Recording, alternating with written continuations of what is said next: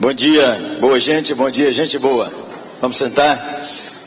Deus abençoe, queridos irmãos, amados do Senhor Jesus Cristo. Gente tão querida e amada, encontrei ali já de entrada o pastor Messias e o pastor Matias. E eles não aceitaram, mas eu falei, vamos, vocês dois ficam lá na frente. Eles dois juntos, só junto, em pé, é um sermão exponencial. Então eles podiam ficar aqui meia hora, a gente olhando e anotando, olhava e anotava, olhava e anotava. Aí depois de meia hora os dois falavam, amém, tchau gente, não é?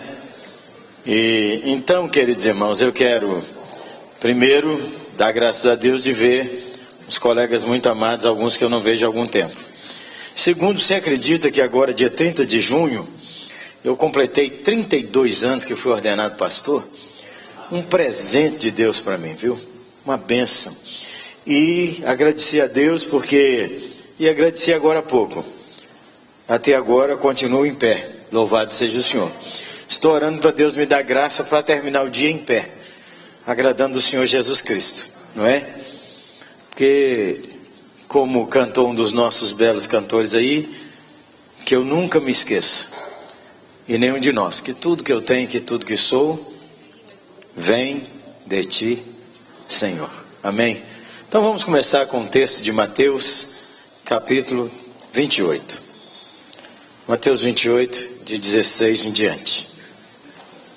Já sabemos, talvez de cor, e não tenho a menor pretensão de ensinar nada novo. Apenas de tirar a poeira de algumas coisas que talvez vai pegando uma poeirinha. Ou então pôr um brilho, lustrar aquilo que já está brilhando na sua vida.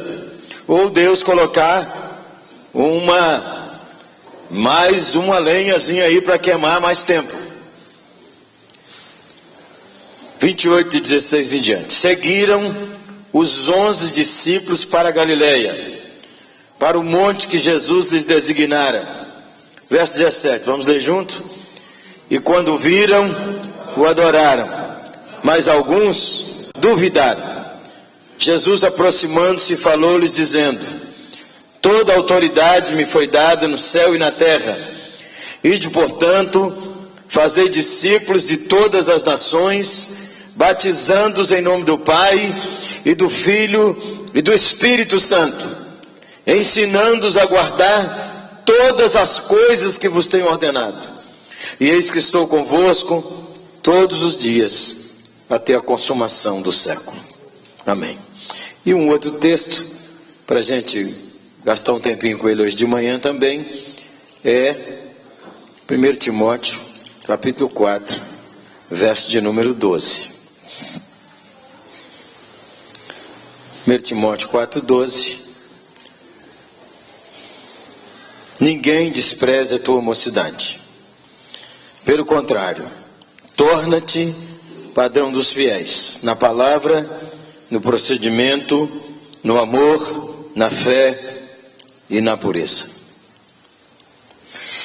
Antes de orar para nós meditarmos nesses textos, eu estava relendo, nesses dias que fiz 30 anos de ministério, a segunda carta de Paulo aos Coríntios, e senti muita vergonha, porque Paulo escreve assim: em tudo nos recomendamos como ministros de Deus. Eu falei, essa frase eu não posso escrever. Em tudo nos recomendamos como ministros de Deus. Talvez em algumas coisas sim, mas na maioria daquela lista eu estou totalmente por fora. Por exemplo, Paulo diz assim: nas prisões, nos açoites. Eu nem sei o que é isso. Eu não tenho a menor ideia do que é isso. Sofrer por amor a Jesus, no máximo foi fome, porque o almoço atrasou, no máximo. Então há algumas coisas do ministério que eu não tenho ideia do que é. Tem algumas coisas de andar com Cristo que eu não tenho a menor ideia do que isso significa. Então, quando a gente caminha perto desses gigantes, como nosso irmão Paulo, eu fico muito envergonhado. A outra coisa que eu estava meditando também, que nós valorizamos tanta coisa que não agrada a Deus. Um dia desse eu fui pregar para um grupo de pastores, a maioria deles com mestrado e doutorado. E eu disse, eu quero pedir licença aos irmãos, porque é o seguinte, o que eu vou falar aqui foi uma conversa com um pescador. Pescador, meio analfabeto, não sabe falar muito bem, pior ainda escrever. Mas gente, que cara que conhece teologia, conhece sobre a Trindade, sobre predestinação, sobre arminianismo, conhece sobre tudo. O cara é espetacular. Falei uma hora, disse, olha, esse meu amigo chama Pedro, que um dia ganhou o título de enviado do nosso Senhor Jesus Cristo. Então a gente tem que saber qual é o nosso lugar na história da fé, para a gente deixar de bobagem e de achar que nós somos quem nós não somos. Então vamos orar e pedir a Jesus para ver se o nosso coração... Eu sei que você e eu, pastor, bicho meio bom, pastor é bom, primeira coisa é que pastor é bom. Pastor é bom, gente. Não tem um pastor que eu chego perto dele que eu não peço ele para me abençoar. Não tem nenhum. Alguns de nós são enjoados. Nem todo colega nós respeitamos. Nós olhamos para ele assim e achamos que ele é bobo porque ele é pastor de uma igreja de 20 pessoas. Você está por fora. E nem ele é bacana porque é pastor de uma igreja de milhares. Nem isso, nada disso.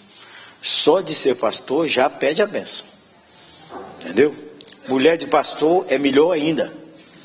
Você entendeu? Porque mulher de pastor geralmente não tem nome. E quando faz aniversário ganha pano de prato. Ainda fica alegre. Entendeu? Fica contente ainda. Feliz da vida. Deram um presente, aleluia! E esse povo quando ora pela gente, nossa alma revive. Então vamos orar e pedir ao Senhor Jesus para achar um lugar dentro de nossa alma, sua palavra nessa manhã.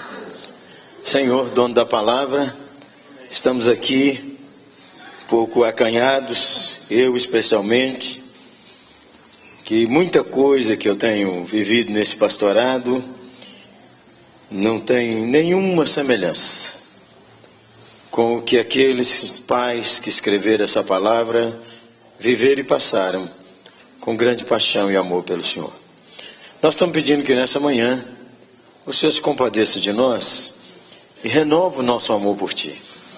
Renova o nosso amor pelo Teu rebanho. Tanta coisa entra na nossa alma que nós achamos que é importante. E ajuda-nos a separar pelo Espírito Santo o que é e o que não é. Em nome de Jesus, amém. Que time, hein, gente? Jesus apareceu para essa turma e diz assim: uns adoraram e outros duvidaram. Então para de jogar pedra em Tomé. Tinha mais gente duvidando. Segundo, é igual vocês e eu aqui. Nós acreditamos num punhado de coisa e duvidamos de um punhado de coisa e pregamos toda semana. Toda semana. E Jesus ainda continua acreditando na gente. É uma coisa exponencial, fala sério. Mas a sua igreja é do mesmo jeito. Uns acreditam e você não sabe quantos não acreditam. Jesus nem deu bola para quem acreditou, para quem não acreditou. Jesus chegou e falou assim: atenção, aos que não acreditam do lado esquerdo, os que acreditam do lado direito. E nós temos essa tendência, né, irmãos? Os bonzinhos de cá e os malzinhos de lá. E Jesus então diria assim: os que não acreditam, naquela sala ali, com o que acredita aqui, para dar uma aula para vocês, até vocês melhorar. E Jesus então deu o que você e eu conhecemos sobre a missão da igreja. Então vamos começar lembrando. O que é que nossa igreja vai fazer esse ano? A agenda está definida pelo dono. Está aqui definida a agenda, ó. Para fora, evangelização, para dentro, edificação. Não precisa inventar. O que nossa igreja vai fazer o segundo semestre? Para fora, evangelização, para dentro, edificação. Para fora, nós vamos ganhar e fazer discípulo. Para dentro, nós vamos ensinar e melhorar esse povo, nós inclusive. De vez em quando, nós temos que evangelizar para dentro. Porque tem uns filhos de crente. uns pastores, uns presbíteros, que a gente não tem ideia se eles converteram ou se eles vestiram o traje da fé e os chifres estão aparecendo.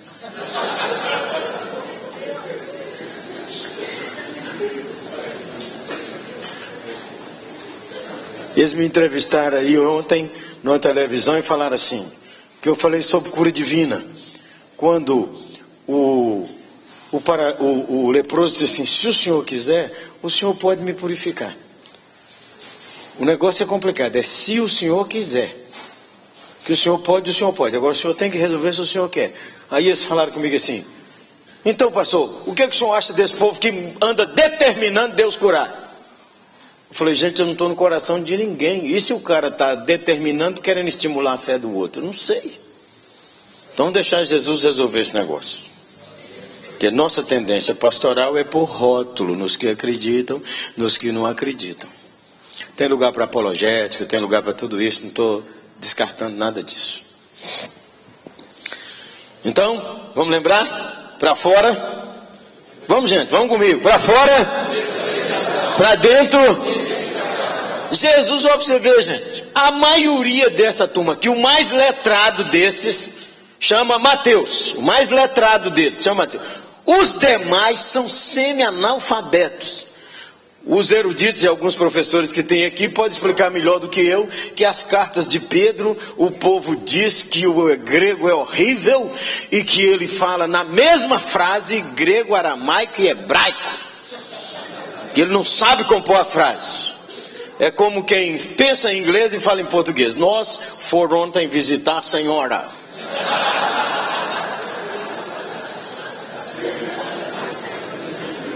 Então esse é o homem aqui, olha. Então é isso aí. Jesus pega 11 semi-analfabetos e entrega a história da fé para eles. A segunda coisa que me impressiona é que essa turma, o máximo que eles viajaram foi de Cafarnaum a Jerusalém. A pé, nunca andaram de avião, não tinha também. Nem de cavalo, tinha que ter dinheiro para andar de cavalo. No máximo, Jesus diz assim, vocês vão impactar as nações. Para fora, para dentro.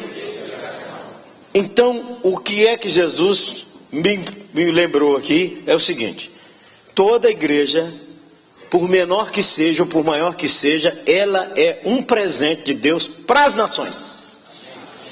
Então todo pastor precisa ter uma cabeça glocal. O que é glocal? É local e global.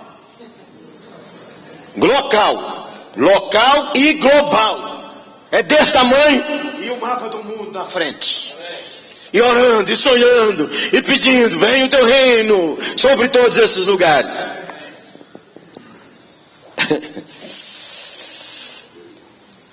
Interessante é que Jesus não fala assim, o que nós pastores falamos, não dá. Nossa igreja não pode fazer missões porque não tem dinheiro. Nós reduzimos nossa relação com Deus a dinheiro. Nossa igreja é muito fraca, pastor Jeremias. Nossa igreja é muito fraca. Povinho pobre. Ah, se eu fosse pastor da IPI de Londrina, aleluia. Aí sim.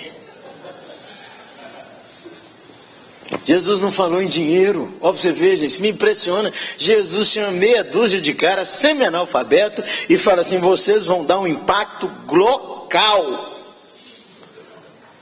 E quanto de dinheiro? Aí eles já sabiam, por causa do andar com Jesus, e nós sabemos. Quem é o dono do banco? Presidente geral do Banco Mundial? Nosso amado Salvador Jesus Cristo, nosso Senhor. É Ele que assina, gente. Onde é que está o dinheiro?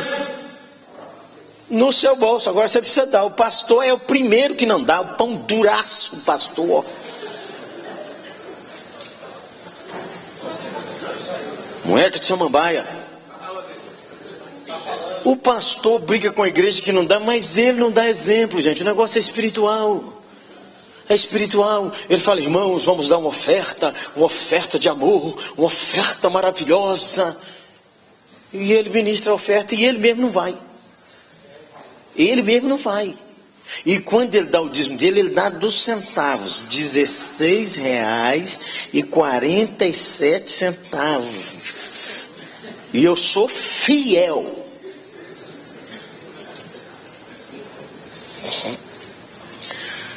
Esse negócio mexe muito com a gente aqui do dinheiro, por isso que a gente não faz muita coisa porque não tem dinheiro. Não é no dinheiro, é que nós não confiamos no dono do dinheiro. Nós estávamos construindo uma igreja, você sabe, quando constrói a igreja não tem dinheiro que basta, não é assim? Dinheiro. Aí um homem chegou para mim e disse assim, me entregou naquela época, isso já tem mais de 10 anos, um cheque tem mais de 15 anos, um cheque de R$7.000. Hoje já é dinheiro, naquele tempo era dinheiro. E ele falou comigo assim, uma oferta da viúva. Aí eu peguei o cheque, dobrei, guardei. E falei com ele, mentira! E ele falou, o senhor me ofendeu. E eu falei, oferta da viúva? A viúva deu 2 leptons. Nós achamos que ela deu mixaria. Eu falei com ele, vai lá e traz as escrituras das 3 fazendas que você tem. Segundo, eu quero o contrato das 5 empresas suas. Você deve ter uns 7 apartamentos em Belo Horizonte, um no Rio, um não sei aonde. Você traz para mim as escrituras de tudo. Outra coisa, os contratos das empresas suas aqui. Outra coisa, eu quero a senha do banco para tirar o dinheiro todo que está aplicado. Segundo, aqueles dólares que estão escondidos, porque todo mundo que tem dinheiro tem uns dólares, uns euros, mucufado aqui num canto, entendeu? Você traz tudo. Outra coisa, esvazia os bolsos. Traz as chaves e os documentos assinados dos carros que a empresa tem e que seus filhos têm e põe aqui em cima. Outra coisa, vai lá e tira a comida toda que você tem em sua casa e traz para cá também. Aí sim, eu vou receber a oferta da viúva. Ele falou, então o senhor não quer a oferta que eu entreguei? Eu falei, são 2 assuntos diferentes, você não está entendendo. Você não está entendendo, são 2 assuntos diferentes. O dinheiro que você me entregou já acabou, ele não existe. Já paguei pedreiro, já comprei cimento. Esse dinheiro não existe, ele sumiu. Ele desapareceu, ele não existe. Agora, recebê-lo como oferta da viúva, eu não recebo.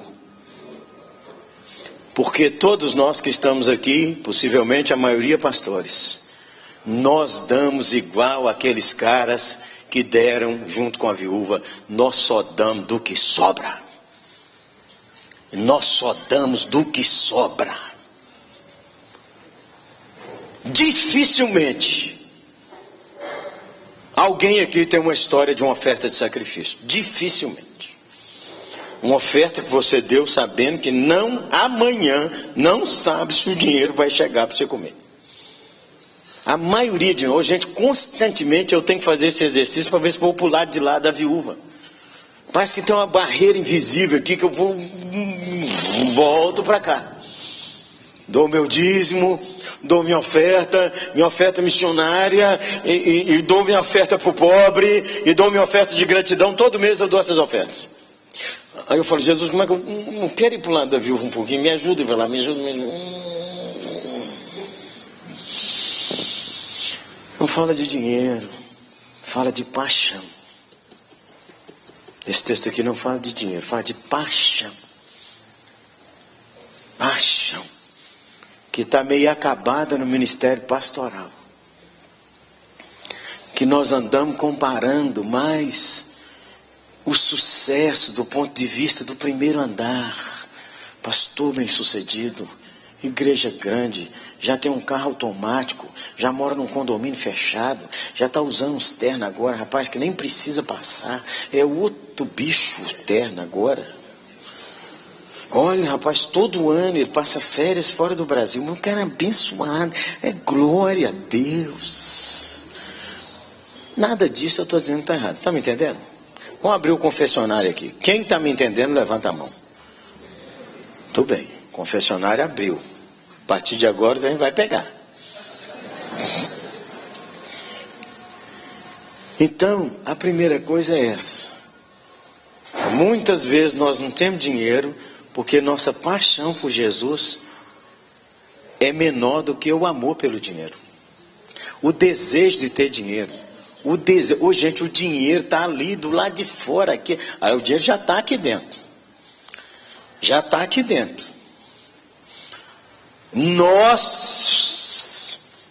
Pastorzão, você devia domingo agora fazer uma oferta diferente. Um negócio assim que só um crente faz. Todo ano, todo pastor devia dar uma oferta que se o incrédulo souber o que ele deu, fala assim, esse cara acredita no que ele faz. Todo ano você devia dar uma oferta assim, uma oferta, e eu dou essas ofertas assim, nem o tesoureiro sabe. Por quê? Eu vou buscar o dinheiro e vou separando em vários envelopes. Eu não quero que ninguém saiba. Eu quero um negócio entre Jesus e eu. Um negócio assim, não é aquele negócio assim que uma pessoa fica sabendo e diz, nossa, nosso pastor generoso, hein? Ou então ganhou alguma coisa. Ou jogou na loteria. Ou você acha que os tesoureiros não pensam isso? Eles sabem quanto você ganha, gente. Aí eles falam assim, está montado na bênção, hein, pastor? Ganhou uma herança, irmão? Eu geralmente faço isso quando é o aniversário da nossa igreja. O negócio não é dinheiro, gente, é paixão pelo nosso Senhor Jesus Cristo. Paixão. A paixão que nos consumia quando alguns de nós resolveu aceitar o ministério pastoral. Sumiu! E nós passamos a falar mal dos crentes. Confessionário, abriu. Quem aqui já ficou com muita raiva da igreja, levanta a mão. Quem aqui foi ferido grandemente para a igreja e falou assim, "Ê, povinho miserável." A igreja é essa aqui, irmãos. A igreja está descrita em um versículo. E é quando viram, o adoraram, mas alguns duvidaram. Essa é a igreja que o Senhor nos confiou.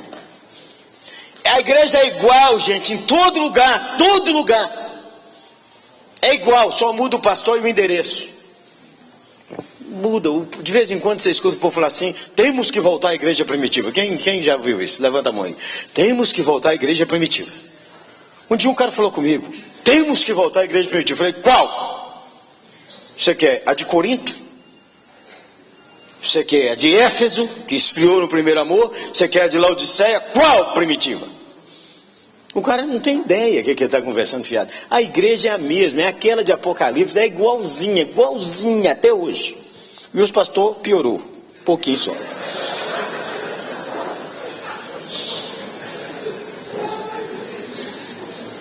Porque eles sofriam perseguição, nós nem sofremos e reclamamos, gente do céu.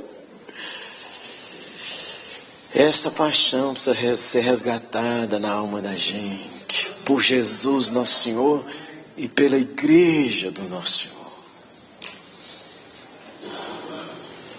Nós já outrora sabíamos que o lugar secreto era o lugar mais importante do pastorado. Hoje nós começamos a achar que o lugar mais importante do pastorado é ter um título ou um DR na frente. Ou uma estatística atrás. Ou, não sei, irmão. E nem sou seu juiz, eu estou falando eu. Vamos abrir um confessionário aqui de novo. Você já ficou com dor de cotovelo assim que o cara é pior do que você, prega pior do que você, estuda menos do que você, ele é meio burrão. Isso é você conversando com você mesmo, burrão. A mulher dele é feia. Isso é você conversando aqui, ó. E a igreja dele cresce. Gente converte. E você olha assim com aquela dor de cotovelo, assim. Eu abro o confessionário ou não?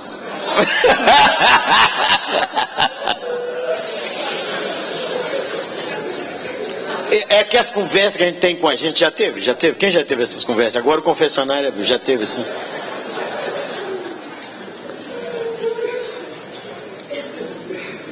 Alguns adoraram, outros duvidaram.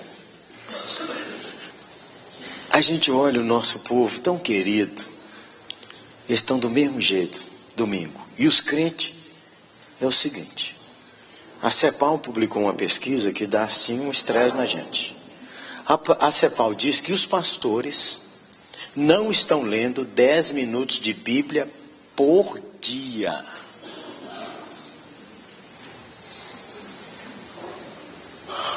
Agora o confessionário vai justificar. Quem aqui já passou uma semana sem ler Bíblia? Não deu tempo, não é muito serviço demais, não deu tempo. Aquilo, você lembrou um versículo de cor, enfiou a caixinha de promessa, lembrou o Senhor meu pastor, não me falta nada, aleluia. Quem já passou assim, levanta a mão assim, ó, levanta aí, vamos assumir. Tudo bem, uma semana. Quem já passou uns 3 dias sem ler Bíblia? Uns 3 dias assim, ó. Não deu mesmo, deu. Levanta a mão, leva uns 3 dias assim, sem ler Bíblia, sem nada, hein? Hein? Quente. Eu não vou perguntar nem um mês para não dar problema. Eu não estou falando, não vale. É para falar com Jesus, nosso Senhor, o dono da igreja. Se nós não cuidarmos, santos irmãos, nós pegamos esse livro aqui e fazemos coisa assim. Já sei tudo de cor. Já li demais. Filho pródigo, já preguei tanto nisso aqui que eu acho que não tem mais nada para pregar nisso aqui. Preciso inventar aqui um negócio assim que chama a atenção desse povo aqui. Salmo 23, deixa eu ver. Nem vou mexer, Salmo 23. Tem os meninos da minha igreja que sabem Salmo 23. São coisas secretas da alma da gente.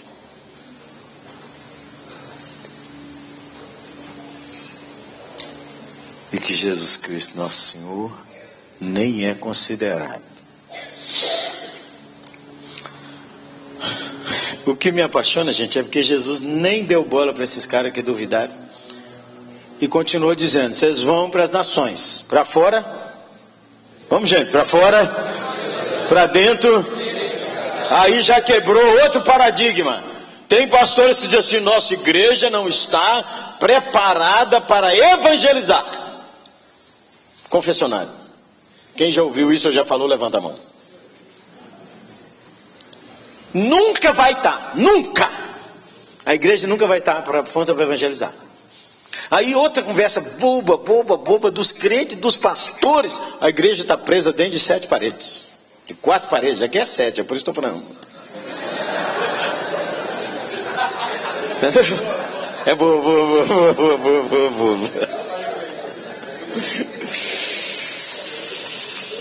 A igreja está solta. Tem uns cantos que vocês deviam parar de cantar. A gente canta assim, abrindo o culto. Bem-vindo à casa de Deus. A casa de Deus nesse lugar. Então esse canto não podia cantar porque cria um bloqueio na mentalidade do povo. A casa de Deus é o povo. Não é o espaço. Nós sabemos, mas nós temos que olhar as canções, senão a gente bloqueia a mente para o resto da vida.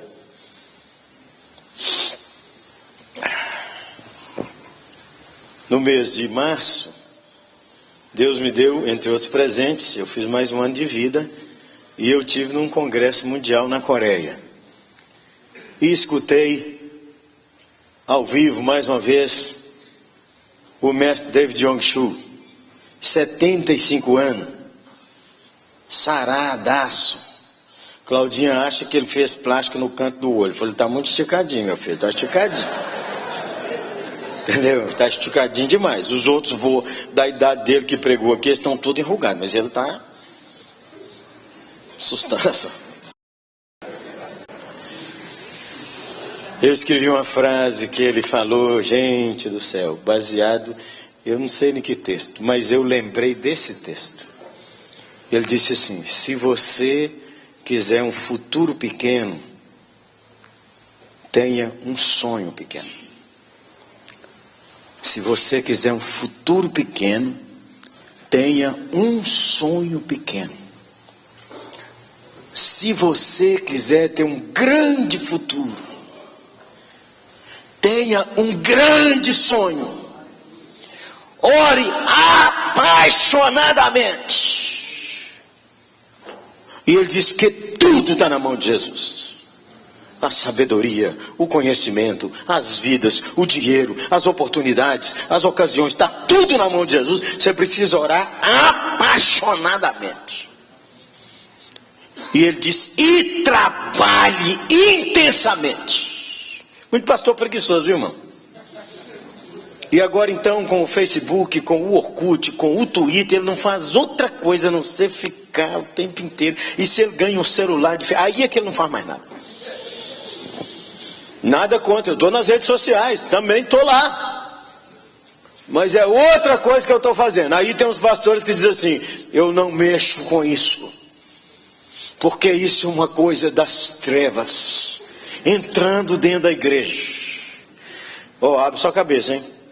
A garotada de 25 anos para baixo está tudo nas redes sociais, está tudo no Twitter, está todo mundo ligado. Pelo menos, por favor, aprenda a ligar o celular.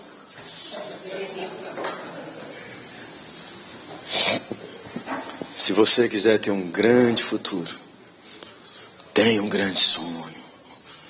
Vocês vão para as nações. Ore apaixonadamente. E ele contou uma história, gente. Isso é só para lembrar como é que ele se converteu. Era tuberculoso, filho de budista. A Coreia numa crise brava. O médico disse que ele ia morrer. E ele tossia muito, tossindo sangue, não podia comer, não podia andar. Um amigo deu para ele um Novo Testamento. Em 2 dias ele leu Mateus, Marcos, Lucas e João. E ele resumiu o Evangelho assim: Jesus é aquele que se importa, salva, cura e transforma. Se importa, salva, cura e transforma. E ele então resolveu orar por esse Jesus. Resolveu pedir esse Jesus aqui, acabei de ler no livro dos cristãos, que o Senhor se importa, vamos falar comigo? Se importa, salva, cura e transforma. Fala de novo, já é um sermão bom. Se importa, orou e naquele dia de manhã sentiu força para ir no banheiro e falou com a mãe dele assim: eu vou no banheiro. Ela disse: não pode. Mas ele sentiu força e foi. E voltou e falou com ela assim: eu quero comer. Disse: não pode, médico, você não pode comer. Quero comer, e quero comer coisa boa.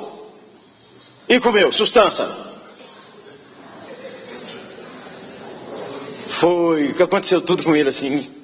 Aí ele chamou o pai dele e disse: meu pai, eu quero deixar de ser budista, eu quero virar cristão, porque não aconteceu nada aqui, Buda não ajudou, os médicos não ajudaram, mas Jesus que se importa, salva, cura e transforma, me deu vida. Eu falei com ele que se isso acontecesse comigo, eu ia entregar minha vida radicalmente para ele. E ele começou a falar com o povo da Coreia, falar. E ele disse que chegou na rua, encontrou uma mulher e falou com ela: você entrega a sua vida a Jesus? Ele falou: não quero saber de Jesus. E ele então, com aquele ardor missionário, disse: se você não entregar, você vai para o inferno. E ela falou com ele assim: moço, eu já estou no inferno. O inferno não me mete medo. Meu marido é alcoólatra, ele não arruma dinheiro, mas acha quem paga a bebida para ele, e ele vem e espanca a gente. Eu tenho um filho que está doente, com febre, tem 10 dias, não tem remédio.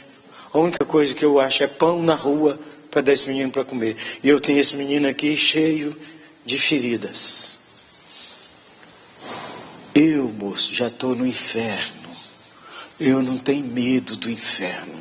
Aliás, talvez seja um lugar melhor do que o que eu estou vivendo aqui. E ele então disse que ele começou a orar, que Deus tinha que trazer um tempo sobre a Coreia, de bênção, de transformação, de prosperidade, de abençoar o seu povo, de abençoar a sua nação, de levantar a sua nação. E jejuava 7 dias, 15 dias, 21 dias, 40 dias, e orava para Deus fazer uma coisa nova. Uma geração de pastores perdeu esse lugar secreto. Se nós não cuidarmos, nós não teremos mais.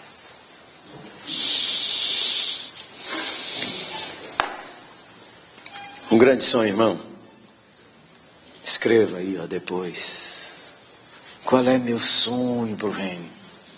Você sabe que nós somos igual aos discípulos. Os discípulos foram fazer isso? Claro que não. Jesus repetiu a ordem em Atos 1:8. Não é lá? Recebereis poder, eu descer sobre vós o Espírito Santo. Quem fala o resto junto comigo? E sereis minhas testemunhas.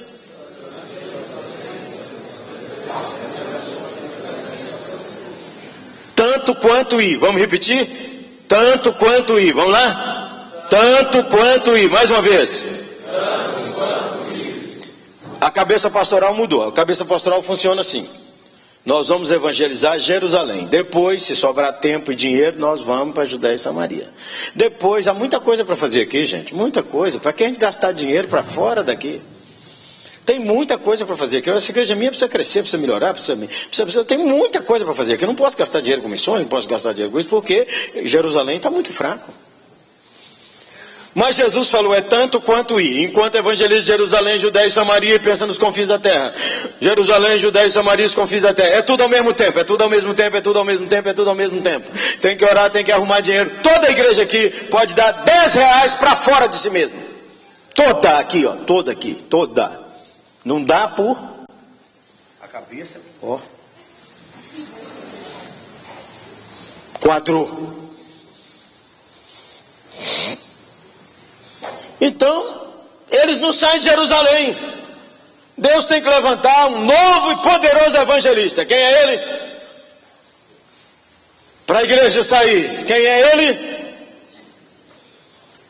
Herodes. Herodes, evangelista espetacular. Porque Herodes começa a perseguir a igreja, correr atrás da igreja, e a Bíblia diz assim, os dispersos e evangelizando, Herodes correndo, e o povo evangelizando, e Herodes atrás de todo mundo, e os que foram dispersos evangelizavam. Que dirigente de missões maravilhoso, Herodes! Nós achamos que é Paulo, não tem nada a ver com Paulo, tem a ver com Herodes. Judéia e Samaria, Herodes que ajuda a evangelizar. Sustância, Herodes.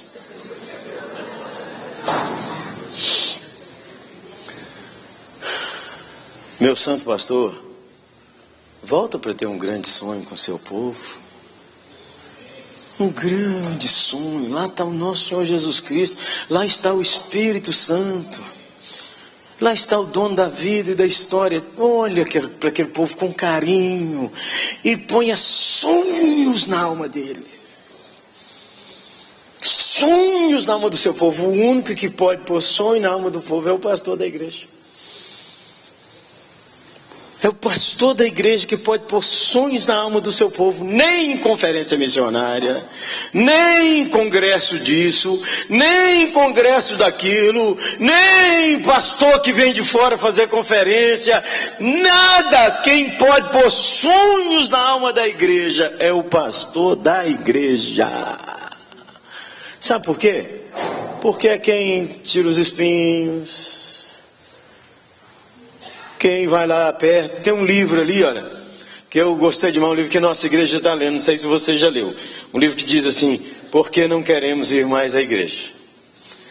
O que fazer quando não queremos ir mais à igreja? Tem um povo que não quer mais na igreja, sabe por quê? Na internet ele quer escutar quem? Ed René. www, barararará, Ed René. Não quero Ed René não, quero Hernandes Dias Lopes. www, barará, barará, barará. Não quero esse também não. Quero Silas Malafaia. www, barará. Não é assim? Ainda fala assim, esse pastor nosso é muito ruim de sermão. Muito fraco. comparado com fulano, muito fraco.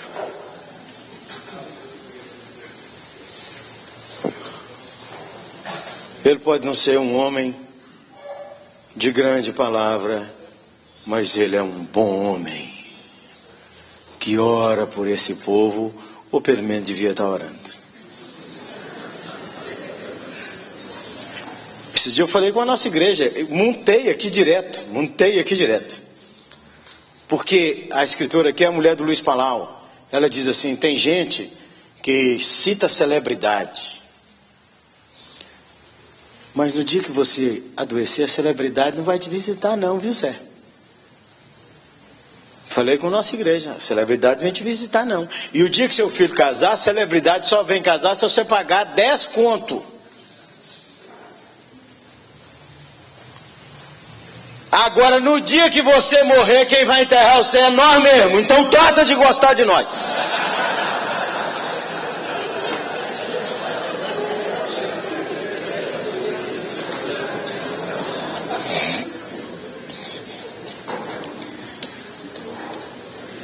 A ovelha ouve a voz do pastor. Você não pode esquecer disso.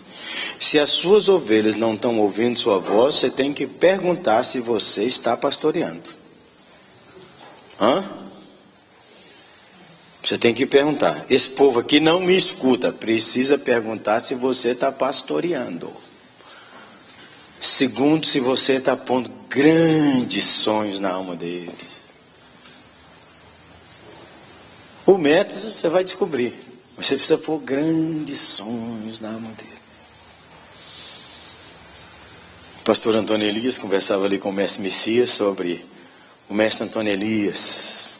Quem já ouviu falar nesse homem de Deus, Antônio Elias, que faleceu há 3 anos, 97 anos.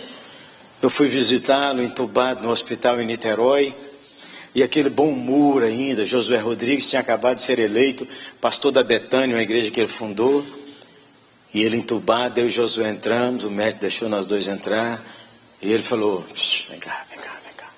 Aí nós encostamos, ele apontou Josué assim, covarde, vozinha fraca, covarde, medroso.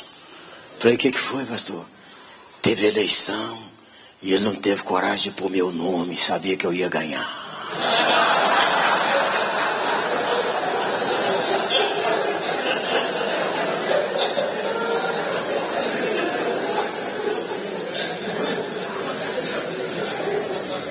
Pegou a mão de nós dois e pôs a bênção. Ama Cristo, ama a igreja, fala com Jesus, Ele é que sabe resolver. Morreu 1 semana depois. Você podia voltar diferente para a sua igreja. Todo mês tem encontro de pastor e precisa saber se a igreja fala assim, será que valeu? Parece que o pastor volta pior. O pastor vai para um congresso, ele não volta diferente, gente. Você, meu santo varão, você precisa surpreender sua igreja, não sei como. Precisa surpreender sua igreja. De vez em quando eu falo assim, qual pastor aqui já dirigiu uma reunião que tinha só 20 pessoas? Já teve essa experiência? Levanta a mão. Tem uns que nunca tem, mas nós já tivemos. Aí tem 20 pessoas, o pastor entra, não dá bola para os 20, chega lá na frente. 15 segundos ele joelha lá, ninguém sabe o que ele fez ali. E ele fala assim, a paz do Senhor, meus irmãos. Ou então ele fala, o Senhor está no seu santo templo, cale-se diante dele toda a terra. E ele começa a falar, eu não entendo isso, cara. Cale-se diante de toda a terra e ele diz, vamos cantar o hino. Cala, meu irmão. Por que ele não entrou e abraçou um por um? Abraçou sua ovelha, beijou sua ovelha, brincou. Aí tem outra coisa. Tem o pai, a mãe e uma criança. O pastor cumprimenta o pai e a mãe, não brinca com o menino. Os meninos vêm abraçar o pastor e ele fala assim, Deus abençoe, Deus abençoe. Pastor, quando criança vier, ajoelha, abraça ela, beija ela. Pode ser o pastor que vai te suceder, aquele menino, e que vai ser melhor do que você 500 vezes, aleluia. E a nova geração será melhor do que essa que passou, será melhor. Salmo 112 diz: e sua descendência será poderosa na terra, será abençoada a geração dos justos, aleluia. Os novos pastores que vêm aí, gente, eles vão dar show de bola em nós. Eles já sabem mexer com o Twitter, eles já sabem mexer com tudo isso, e eles sabem pregar melhor e mais criativo. É um negócio exponencial. Eu sou dessa geração, assim, que para a gente juntar 2.000 pessoas numa praça, tinha que pôr na televisão, tinha que pôr não sei aonde, não sei aonde, não sei aonde, não sei aonde, não sei aonde. Os meninos hoje tweetam, põe 200 mil no lugar para ouvir, né, para ouvir o André Valadão cantar.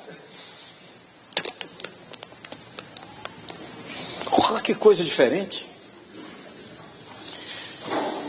Ei, meu irmão. Bom, faz de conta que eu já consegui falar o que eu queria aqui. Agora que nós estamos olhando para nós, o pastor disse que eu tenho que acabar 11h15.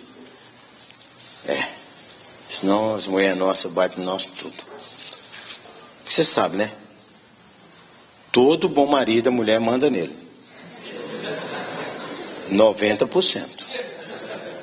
Todo bom marido. Se você é pastor e sua mulher não manda em você 90%, você não é bem casado.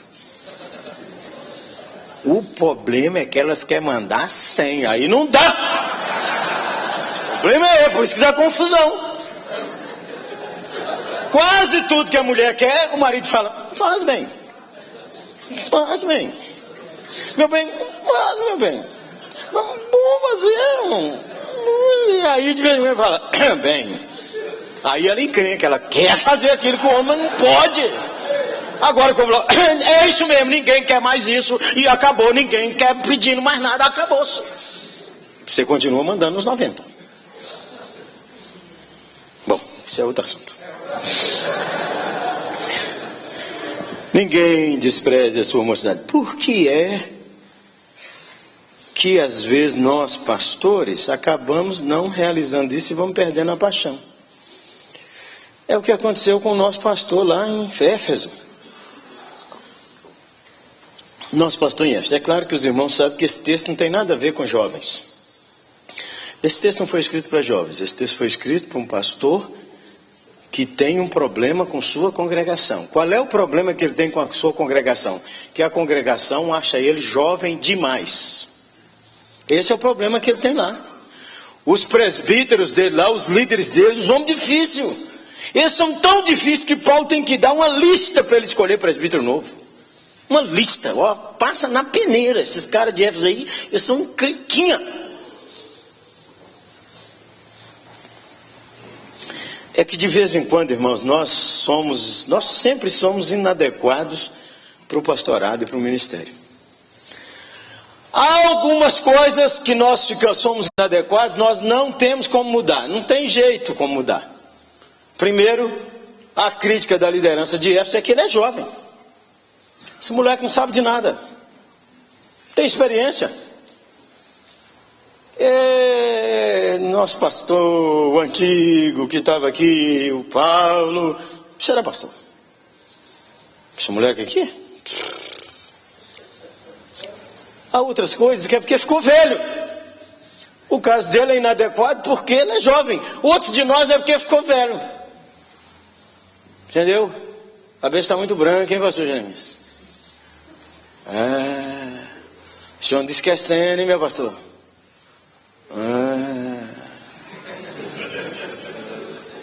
Há certas coisas que são inadequadas porque você é negro, ou porque você é careca, ou porque você é cabeludo, ou porque você é gordo, ou porque você é magro. Eu não sei, há sempre alguma coisa na gente que o povo acha que não devia ser daquele jeito. O senso de inadequação está aqui, ó. Não deixe que te despreze porque você é jovem. Tem sempre alguma coisa em você que o seu povo não vai gostar 100%. É normal. Então você não pode apelar com eles. Está entendendo? Não pode apelar. Não pode chamar eles de Zé Povinho. E não pode falar assim, vocês estão pegando o boi que eu estou aqui, porque meus dons e meus talentos são para a igreja muito melhor do que você. Do que vocês. Se você pensou isso, Zé, você pisou na bola. Sabe por quê? Porque você continua lá. É sinal que você não é tão bacana assim, não. Se você fosse bacana assim. E nós pastores, vamos cair numa bobagem. Nós achamos que o que resolve o pastorado é só prega bem. Isso é uma besteira tão grande. O Rick Warren, que muita gente não gosta, o Rick Warren diz assim, no Igreja com Propósito, os mitos do crescimento da igreja. O povo diz que se a igreja orar, ela vai crescer. Ele disse, é um mito. Nem toda igreja que ora cresce, mas igreja que não ora, não cresce. É o Rick Warren que diz. Ele disse, o cara disse, se o púlpito for forte, a igreja vai crescer. O Rick Warren diz que isso é um mito. O púlpito pode ser forte e a igreja não cresce, mas a igreja que não tem uma boa palavra também não cresce. O Rick Warren diz assim, a igreja cresce com inteligência e sabedoria. Espetacular. Aí você vai para Provérbios capítulo 8 e descobre que é exatamente o que diz Provérbios 8. É inteligência e sabedoria. Pastores que têm ciúme dos seus colegas que pregam melhor do que ele. Ele não convida ninguém para pregar, porque quem prega aqui sou eu. Fica assim não, Zé. Toda igreja tem os pregadores que ela gosta de ouvir. A sua tem? Levanta a mão, assim ó. A sua tem? Tem. A nossa tem. O mestre Antônio Elias, agora eu tenho que levar o mestre Messias. O mestre Antônio Elias era pastor que nossa igreja amava, assim, ó, derretidamente. Ó, tem uma história com o pastor Antônio Elias, que no domingo anterior eu preguei sobre o cego Bartimeu. E eu gostei tanto do sermão que eu achei ele bom. E eu falei, esse sermão que eu vou pregar ele mais de 200 vezes, que aqui agora eu acertei numa mensagem. Domingo seguinte o mestre Antônio Elias estava lá, e quem que ele pregou? O cego Bartimeu. E nós estávamos assim na porta cumprimentando o povo. 2 dos líderes da igreja que estavam no púlpito comigo domingo passado, abraçou, nem me abraçou, abraçou o mestre Antônio Elias chorando e disse, eu jamais ouvi uma mensagem nesse texto de maneira tão inspiradora.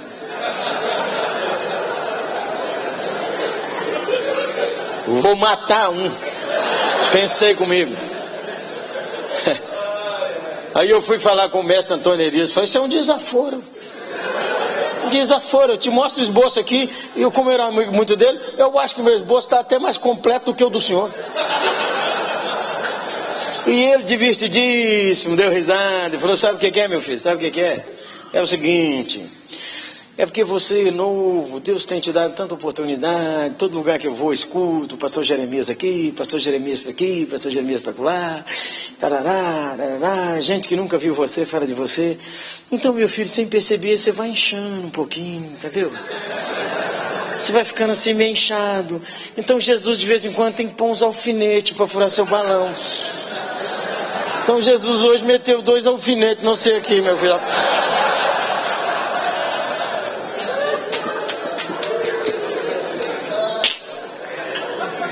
Eba! Você não ri não, que os alfinetes estão te esperando, Zé. Os alfinetes estão te esperando aí na volta, Zé.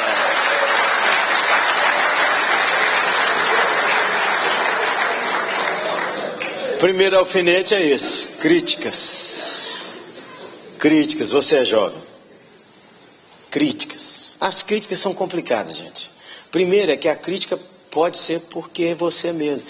Você é pontualmente atrasado. Ninguém acredita na sua palavra porque você é pontualmente atrasado. Então eles têm razão de te criticar. Segundo, há algumas bobeiras que a gente faz mesmo. Mas não? No dia que eu fiz 32 anos de ministério, os funcionários da igreja me surpreenderam. Raramente eles me surpreendem lá naquela igreja, porque eu cheiro longe. Eu estou lá há 29 anos. Aí eles resolveram me prestar homenagem, os funcionários da igreja entraram na minha sala e disseram: nós vamos cantar um parabéns para o senhor. E viemos dar um presente. Aí encheram minha sala e falaram: o senhor podia contar um fato assim, diferente que marcou o ministério do senhor? Nós queríamos um fato engraçado. Aí eu fui lembrar. Nossa igreja estava começando a crescer. E uns líderes lá de ministério não estavam fazendo do jeito que eu queria. Então, eu raramente vou de paletó e gravata na nossa igreja. Mas naquele dia eu marquei uma reunião de liderança com os 10.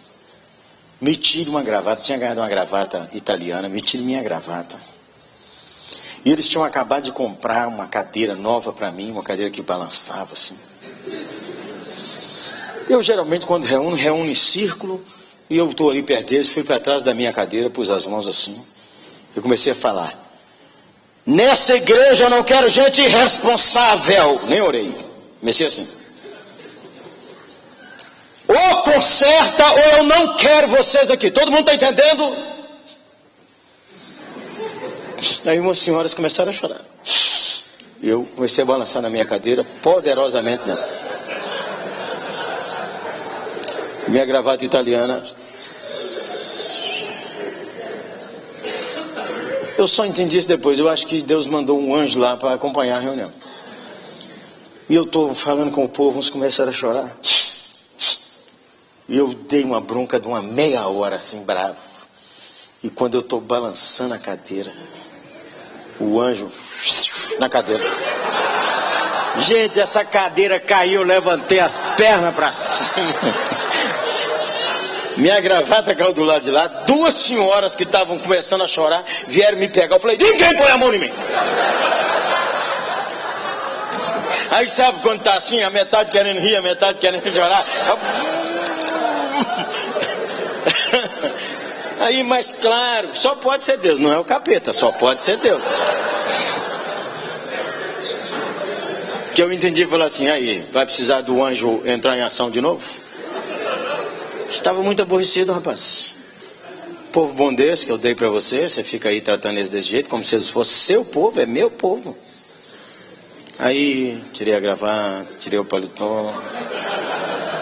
Chamei todo mundo e falei: vem cá, gente, eu quero que vocês me perdoem. Quem quer rir pode rir.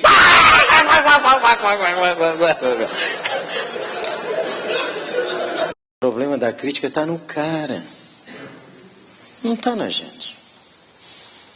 Ronaldo Lidório, um amigo amado, que alguns dos irmãos conhecem, numa conversa ele disse assim: Geré, falei: Ronaldo, o que a gente faz com a crítica? Ele falou 3 coisas que eu não esqueci. Primeiro, não jogue fora. Não jogue fora a crítica. Toda crítica, aí eu lembrei de uma frase do Dr. Shedd me disse em 1978. Dr. Shedd disse assim: em toda crítica procure a disciplina do Senhor.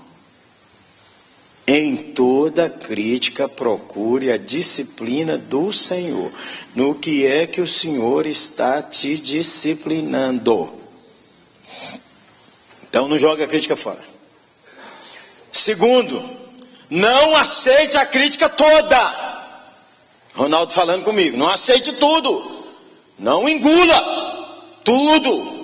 Está misturado com emoções do cara. Está misturado algumas coisas. Não é para jogar fora e também não é para engolir inteiro. Terceira coisa, não durma com a crítica. Porque a gente vai dormir. 90 pessoas falaram bem, 99, um falou mal. Aí o cara fica pensando nele, vai dormir. A mulher dele passa a mão nele e fala: meu bem, larga aí que hoje eu vou dormir com o presbítero fulano que falou isso comigo. Estou agarrado nele aqui, abraçadinho com ele aqui. Que falou. Não durma com a crítica. Confessionário, quem já dormiu com a crítica aqui, levanta a mão. pensando.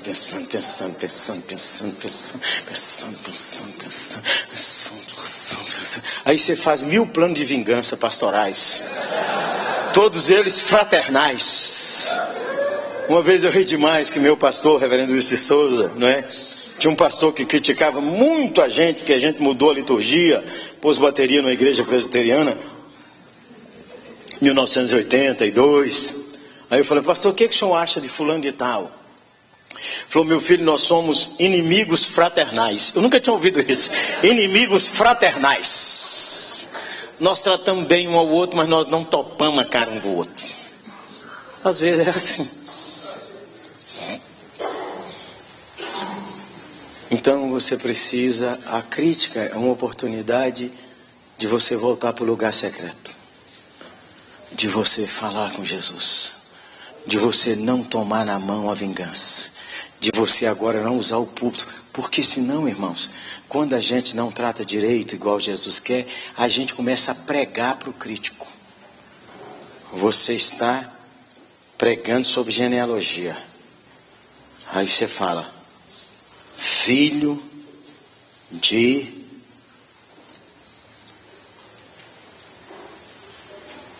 Alimeleque. É isso mesmo, irmãos. A melhor aplicação desse texto é que tem muito moleque aqui nessa igreja. Moleque que anda falando muito do pastor e da família pastoral. Igual esse Abimeleque aqui, ó. Eu não tenho certeza, mas no tempo dele eu tenho certeza. Por isso que tem esse nome aqui, ó. Você começa a aplicar direto. Eu nem vou abrir o confessionário para você não ficar constrangido. Começa a aplicar direto. Aí o cara não presta, mas você começa a machucar ele do púlpito. Ele começa a arrumar amigos, porque você é covarde, você bate nele daqui de cima.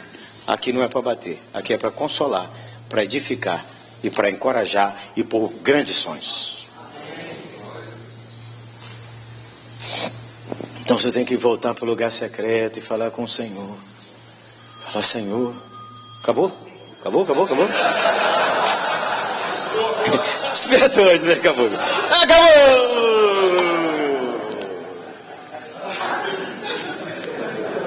5 minutos aí só para fechar, pastor? Pode? Depois do despertador, pode? Acabou? Não, acabou. 5 minutos aí. Acabou. Segunda coisa que impede a gente de ter grandes sonhos e por grandes sonhos, um são as críticas. Os outros são as comparações. Você é jovem, moleque. Você é jovem, as comparações. Irmãos, tem sempre uma coisa na gente que dá para comparar para o lado ruim. Sempre. Tem sempre uma coisa na gente que dá para comparar para o lado bom. Eu já dei um exemplozinho para você. O pior é quando você anda comparando você com todo mundo.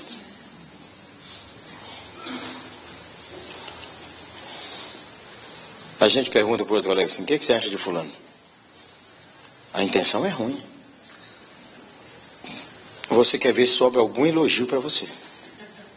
O que você acha de fulano? Você é jovem, você é velho, você não tem cultura. Você é gago, Moisés.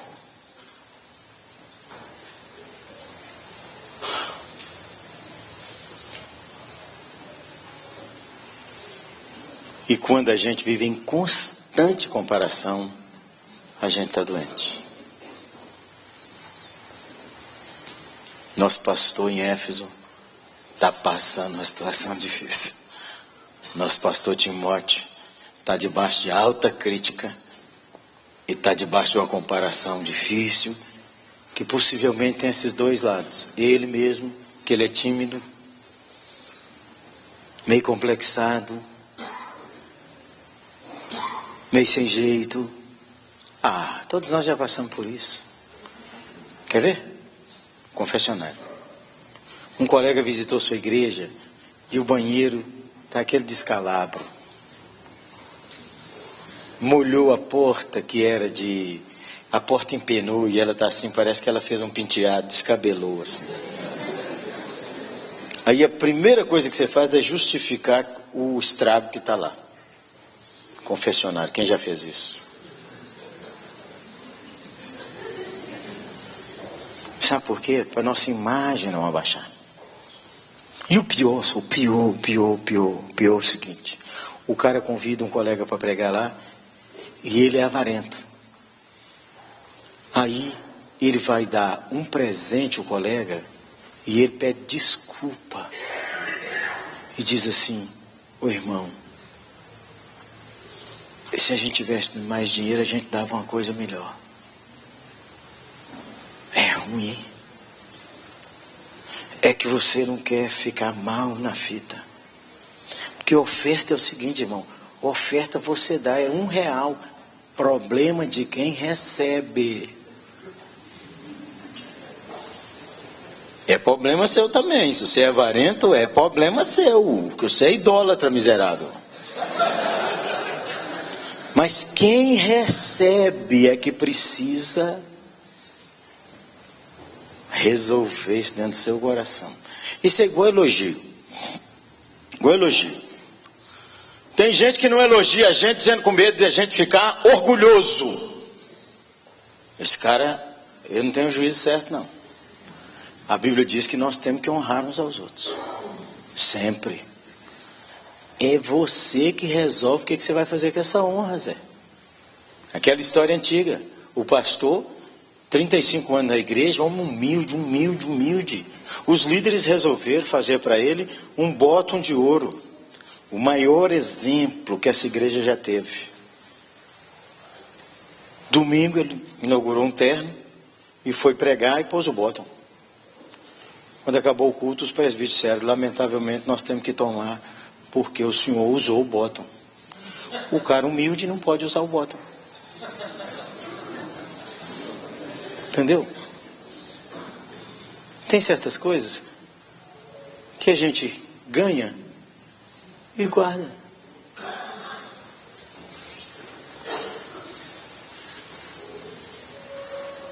Os irmãos poderiam ter gasto o dinheiro de modo melhor. Mas paciência, fez um voto para ele guardar. Porque em primeiro lugar no exemplo. Não pode usar. Porque se usar, deu mau exemplo. Entendeu, Zé?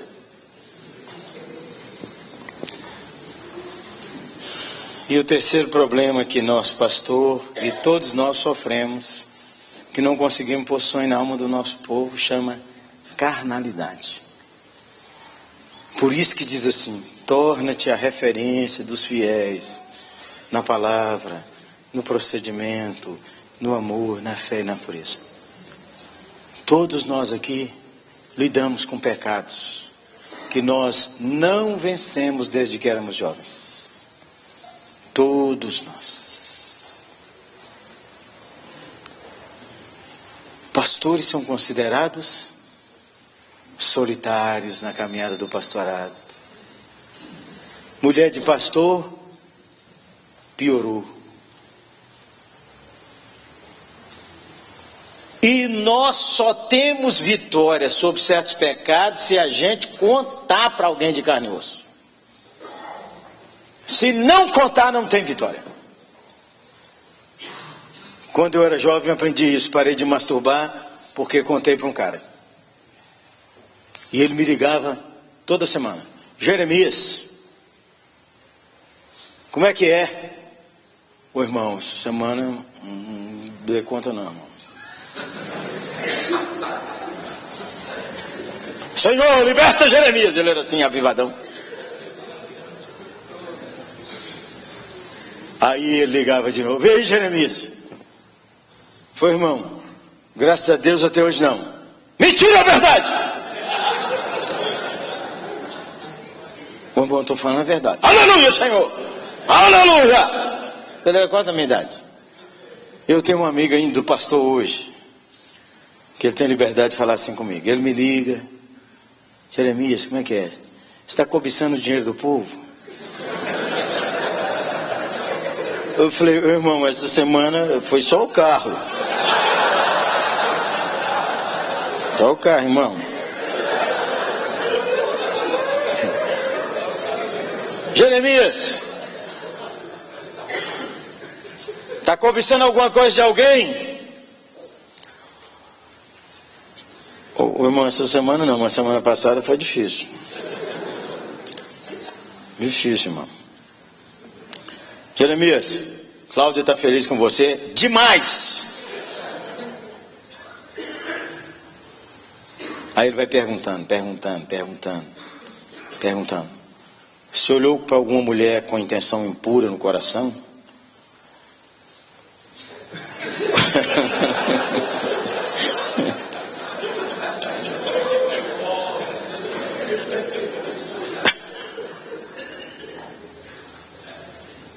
Ô irmão, tem um livro ali, ó, vou falar com você.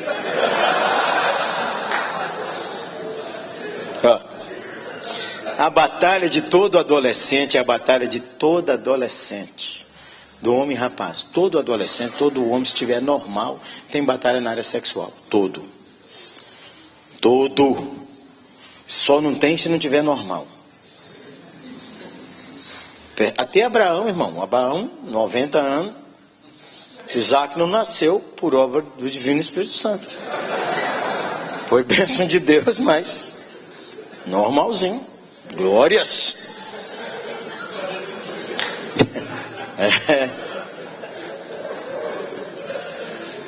Ó, pra você ver, gente. Um dia uma dona chegou para mim e disse assim: Pastor Jeremias, filha formosa, 18 anos, minha filha está namorando um rapaz do louvor. Falei: dona, cria juízo nessa cabeça sua? Como é que você fala uma bobagem desse tamanho? Que isso, pastor Jeremias? Você nunca teve 18 anos, não, miserável? O dia que essa menina beijar na boca desse guitarrista, eles vão esquecer do louvor. Só hora que não põe o joelho no chão e clama a Deus, misericórdia, e pergunta à sua filha: minha filha, como é que não é? E ensina para ela, porque o moço vai ficar virgem, não é quando vai deixar de ser virgem, não é quando o pai estiver perto, é quando ele tiver dentro dele alguma coisa que ele tem para decidir que ele não pode fazer aquilo. Então a gente tem que ensinar, batalha de todo adolescente, tem que pôr para ler, tem que conversar, tem que discutir. Carnalidade tem derrubado tantos de nós. Não é só na área sexual não, gente. Na área de fofoca, na área de detonar o caráter do colega.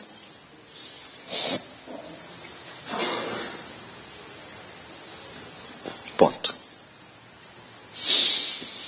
Vamos resumir e orar, né, pastor? Primeiro é o seguinte: vamos pedir ao Senhor para pôr grandes sonhos na alma do nosso povo. Grandes sonhos, pode ser só 10 adolescentes, tudo pobre, tudo da favela. Dali pode sair o prefeito da cidade, o maior pastor, o novo Antônio Elias, o sucessor do mestre Messias, o maior impacto que a história da igreja brasileira jamais ouviu, que é levantar alguém assim. Aquela mulher de oração maravilhosa, aquela pregadora linda, aquela mulher que toda igreja tem uma e que precisa ter, que só dela entrar o culto melhora. Tem umas mulheres assim, tem lá na sua igreja, não tem? Elas são simples, mas elas andam com Deus, elas entram no culto assim, parece que os anjos tudo vêm atrás, dando atenção, todo mundo aí, ó. Capetada, fora daqui, ó. Fora. Todo mundo aí, ó. Aí ela vai andando assim, os passinhos miúdos, e a bicharada tudo sai assim de fininho, ó.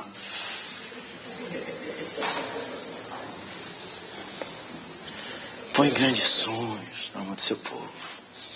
Recupera sua paixão por Jesus, não pelo seu posto de pastor, por Jesus. Não pelas coisas que Ele te deu, por Jesus. Pede a Ele de volta seu lugar secreto. O lugar que a gente não mente. O lugar que a gente não engana ninguém. O lugar que a gente não tem visibilidade. O lugar secreto é o lugar que não tem aplauso. É o lugar da nudez completa. E pede a Deus a graça para ir lidando com as críticas, com com as comparações. Isso é uma gosma, gente, isso não sai da gente. E com a carnalidade. Quando você acha que já crucificou a carne, ela piscando de novo. A vivinha. Você crucifica ela de novo, daí 3 segundos ela... O dedão mexendo. Matei a carne, mortifiquei a carne. Aleluia! Você olha lá o dedão do pé. De jeito, né? É um negócio, não é não? Aí a gente só fica em pé por causa da graça do Senhor. Amém, irmãos? Vamos orar, queridos irmãos. Vamos orar. Você podia pedir ao Senhor para renovar sua alegria de ser pastor. Renovar sua paixão. Renovar seu amor pelo seu rebanho. Pede ao Senhor. Faça sua oração aí agora, sim. Fala com Jesus, nosso Senhor, e daqui a pouco eu vou orar por todos nós, e mais 2 minutos, e a gente devolve a palavra ali para o pastorzão.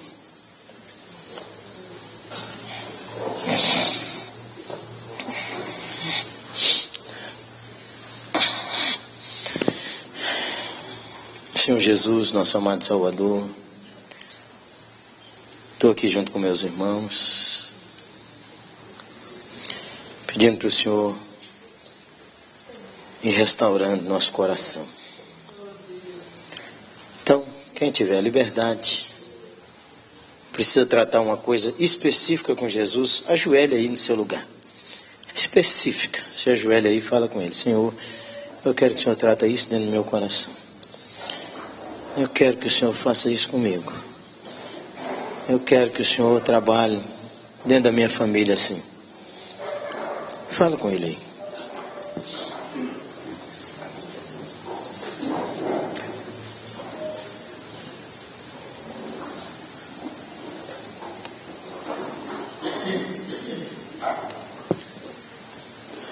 Senhor, o Senhor que lê o nosso coração. E nós te agradecemos pela graça que nos faz ajoelhar. Sem essa graça, a gente ajoelha por fora e por dentro. E o que importa é que o Senhor nos vê. Ô Senhor Jesus, eu quero agradecer porque essa cidade, região, tem experimentado um impacto tão bonito por causa desse povo amado que está aqui e centenas de outros que não estão aqui, nossos irmãos pastores. Eu quero orar, Senhor, por cada pastor dessa cidade. Aquele que está ali com a portinha e que prega o poder do nome de Jesus. Eu quero orar pelos pastores de grande visibilidade, tanta responsabilidade que o Senhor concedeu e honra esses irmãos queridos. E nós clamamos uma cobertura sobre eles, uma proteção sobre eles, sua família, seus filhos, há tanta coisa que o inimigo quer ferir, machucar esses irmãos. Eu oro, Senhor, por aqueles que já adquiriram visibilidade, são conhecidos aqui ou acolá, mas eu oro por aqueles de nós que são quase anônimos numa cidade, cuidando de umas ovelhas frágeis, às vezes que não acreditam, sofrendo às vezes escassez de dinheiro, mas ali amando o Senhor, que o Senhor encoraje esses irmãos. Obrigado pelo conselho de pastores que tem constantemente buscado restaurar o coração desse povo amado. Que cada família pastoral seja muito abençoada, ungida pelo Senhor. O Senhor surpreenda cada um e nos ajude com muita graça a surpreender o rebanho nesse segundo semestre de 2011. E assim muita gente seja salva, o nome do Senhor seja glorificado, vidas sejam curadas, lares restaurados, grande alegria em casas, no bairro, na cidade, e o povo possa dizer: o Senhor visitou a gente, em nome de Jesus. Amém. Amém. Amém. Vamos sentar. Pastor, 5 minutos mais? Meus irmãos, eu tenho ali uns livros que eu vou falar deles rapidinho. Falei de 2 ou de 3. E vou explicar o propósito. Transições. Um livro lançado ali pela Igreja do Nazareno, sobre 15 mudanças que pastores fizeram e viveram um novo tempo. A liderança com propósito, esse foi livro meu de cabeceira, 3 anos. Liderar, detalhes de liderança e formação de equipes. Uma igreja bem sucedida, uma igreja no templo e uma igreja nas casas. Um livro antigo, gente, que eu restaurei a leitura dele, do Eugene Peterson. Quem não leu precisa ler. É uma exposição sobre Jonas, um livro maravilhoso. Agora, esse livro aqui, o Carlito Paz, meu amigo, me perguntou: Geré, você leu Uma Força em Movimento? Falei: não conheço. Ele disse: leia esse livro. Eu tenho uns amigos assim, o que eles mandam eu fazer, eu não penso nem em 30 segundos. O Carlitão é um desses. Aí mandei comprar o livro. Hoje, gente, esse livro me impactou nas primeiras páginas. Porque geralmente o povo fala assim: o mundo está entrando na igreja. Esse cara de Los Angeles, ele escreveu uma frase assim: cuidado mundo, a igreja está chegando e o negócio vai pegar. Mas eu gostei demais. Como que esse cara me abriu a cabeça? Uma força em movimento. Uns livros sobre família, porque mulheres fazem amor e os homens fazem sexo. E esse livro, Abe Uber, não sei se os irmãos já viram falar nesse homem de Deus, homem precioso. Ele escreveu esse livro sobre a comunhão no grupo pequeno, na célula, purê de batata. Que muita célula é saco de batata. É batata, mas não misturou. Precisa virar purê de batata. Olha, eu li de uma sentada, comprei um para cada um dos líderes das células nossos, mandei buscar 300 livros para líder, auxiliar de líder. Comprei 500 livros do Abe e disse: vou divulgar Abe. Esse livro aqui, irmãos, Jesus Cristo é o Senhor, um livro antigo. Não sei quem já leu. Dr. Shed é meu amigo desde 76. Todo ano, toda vez que eu encontro para ele, eu digo: me dá um livro para mim, me recomenda um livro para ler. Ele enfiou a mão na pasta e me deu esse livro, Jesus Cristo é o Senhor. Só a dedicatória vale. Mas quando eu cheguei no capítulo 3, submetendo o seu eu a Cristo, eu descobri que coisas que há muitos anos eu falo que era temperamento, era soberba escondida. Aí eu ainda pensei comigo, e depois o povo disse que Dr. Shed não tem dom de revelação. Ó, pra você ver.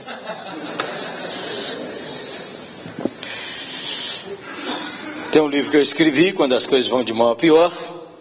E esse livro aqui, olha. Esse livro do Dr. John Maxwell, Você Faz a Diferença. Eu leio esse livro todo ano. Eu dei de presente para os meus filhos. Eu tenho 4 filhos. Dei um para cada um e escrevi a mesma dedicatória. Se você internalizar esses valores, eu me dou por realizado como pai. Você que faz a diferença diante dos problemas, diante do desânimo, diante do medo, diante do fracasso. É você que faz a diferença. Não é o mundo que precisa mudar. É você quem faz a diferença. Um livro exponencial. E tem vários CDs de mensagem. Eu recomendo para você 3. Pastoreando na Pós-Modernidade. 1 e 2. Segundo, Reflexões Pastorais. 1 hora de bronca na nossa igreja. Bronca. Eu falei: olha, nós vamos lavar a roupa aqui hoje. Quem é visitante pode ir embora. Mas se quiser, é bom para você saber se você quer ficar nessa igreja ou não. Que nós vamos lavar uma roupa aqui hoje. Falei de moda. O povo vai no casamento, vai tudo pelado. Não sei aqui como é que é. Mas uns vestidos de festa que a gente tem vergonha dessas madrinhas de igreja que entra aí com tudo de fora, o colo de fora. E eu falo com as noivas: eu não quero ver seu colo, menina. Não me venha com vestido de renda para casar. Sua camisola é para o seu marido, não é para mim não. Foi lavando uma roupa. Cara que separa da mulher, arruma uma namorada e vem para o culto aqui na igreja. Isso aqui não é motel, viu, Zé? É rasgado. E depois eu falei: eu preciso dar uma palavra sobre salvação. Vou falar 5 minutos sobre o poder do sangue de Jesus e como é que o cara arrepende dos seus pecados e falar com ele. Se você quiser ficar na igreja, o negócio aqui é assim: você levanta a mão, então nem levanta a mão, você sai daí e vem aqui. Vieram 15. No dia da bronca, falei: vou dar bronca todo domingo. Aleluia. Chama Reflexões Pastorais.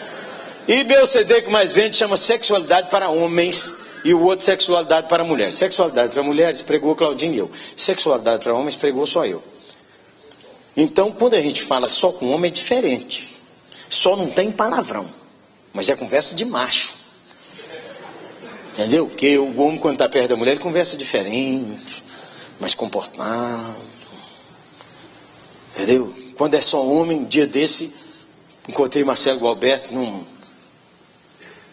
aeroporto. Meu amigo, meu padrinho de casamento 2 vezes. Mas eu estava com tanta saudade dele, nós batemos o peito no outro assim, eu gritei: "Ei, palhaço! Ele falou: "Ô, sem vergonha!" Igual quando nós éramos adolescentes. Aí tinha uns crentes lá que só escutaram ele me chamar de sem vergonha. Eu disse: "Pastor, precisa amarrar a boca desse homem." Amarrar? Como é que um fala assim do homem de Deus igual assim? Ó, entra não. Isso aqui é outra conversa, isso aqui é outro assunto. Agora encontra eu e Claudinha, Marcelo e Vânia, Marcelão, como é que vai? Tá bom, Vânia, minha filha, tá boa. Jerezão, como é que vai? Um homem com homem é outra coisa. Agora, esse livro aqui, gente, esse livro aqui, ó, vou contar para os pastores que essa foi exponencial. O beijo de 10 segundos. Você sabe, a ideia da escritora, a descrição é minha. Depois de uns anos de casado, até o pastor, se não cuida dele, não beija mais a mulher dele. Ele dá umas bicocas. Parece que está beijando um pedaço de isopor.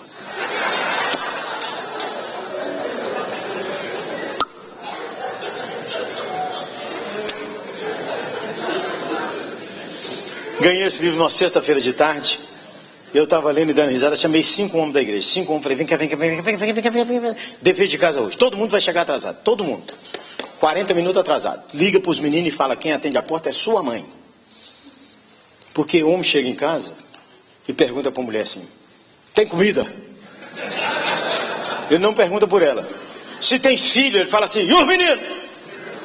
E se ela chegou na frente e esqueceu de comprar o pão, o homem entra, parece que ela está expulsando demônio. Ela fala assim: sai, busca o pão. Ainda é naquela metodologia daqueles Falei o seguinte: hoje nós vamos chegar em casa, casal casado, isso não é para noivo e namorado não.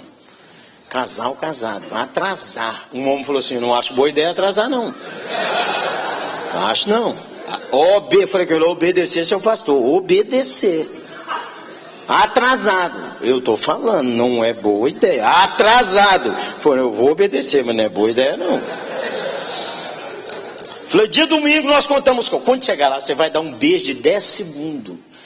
Quando ela sair na porta, quer te aparecer, você voa nela, gruda ela e dá um beijo de 10 segundos enquanto escondido devagarzinho.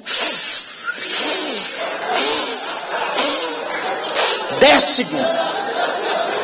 Domingo nós contamos caos. Esse homem que falou que não era uma boa ideia, nem foi domingo de manhã na igreja.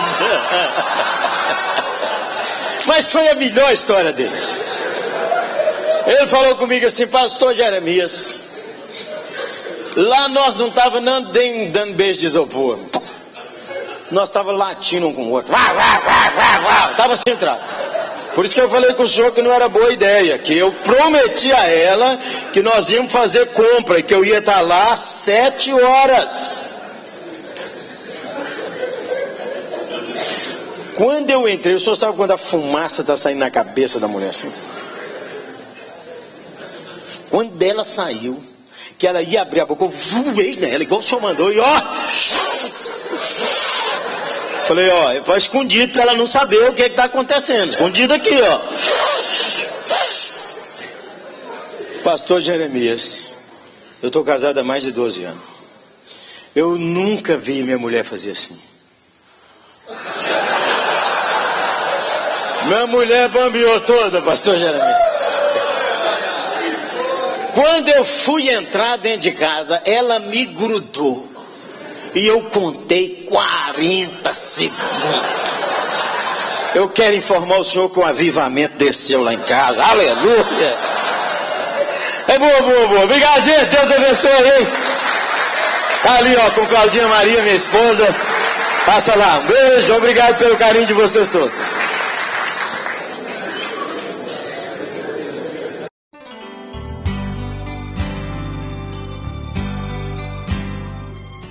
Esta mensagem é mais um projeto do Ministério Multiplicação da Palavra, da Primeira Igreja Presbiteriana Independente de Londrina. Esperamos que você tenha sido edificado. E se desejar outras mensagens sobre assuntos específicos, solicite pelos telefones 0 Operadora 43 3323 0996 e 0 Operadora 43 3376 7432 ou pelo e-mail mmp@ipilon.org.br.